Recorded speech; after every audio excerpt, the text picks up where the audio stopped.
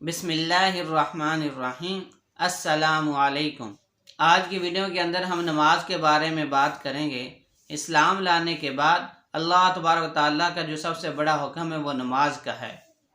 دنیا کے اندر عہدے ڈگریوں کا مل جانا کامیابی نہیں ہے، اصل کامیابی یہ ہے کہ ہماری زندگی کے اندر کتنے حضور پاک صلی اللہ علیہ وسلم کی سنتیں زندہ ہیں اور ہم کتنی حضور پاک صلی اللہ علیہ وسلم کی سنت زندگی مطابق اپنی زندگی گزارے ہیں۔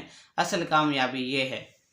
دنیا کے اندر ہر انسان کامیاب ہونا چاہتا ہے، صبح اٹھنے سے لے کے رات سونے تک وہ محنت کرتا ہے کہ میں کامیاب ہو جاؤں۔ اصل کامیابی کا معیار اللہ تبارک تعالیٰ نے دین کو ٹھہرایا ہے۔ آج ہم میں سے کوئی بڑا آدمی جیسے کسی علاقے کا چودھری یا MN آ کے ایک عام آدمی کو کہہ دے تو روزانہ میرے گھر میں 1 یا 2 دفعہ آیا کر، میں تیری سارے ضروریات کو پورا کر دوں گا، تو ہم روزانہ باقاعدگی سے اس کے گھر جایا کریں گے۔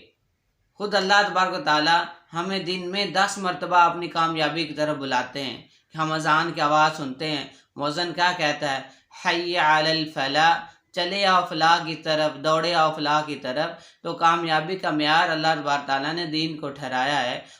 ساری مشکلات کا حل اللہ تبارک تعالیٰ نے نماز کے اندر رکھا ہے۔ حذیفہ رضی اللہ تعالیٰ عنہ فرماتے ہیں، جس کا مفہوم ہے کہ حضور اکرم صلی اللہ علیہ وسلم کو جب بھی کوئی مشکل امر پیش آتا تو فوراً نماز کی طرف متوجہ ہو جاتے۔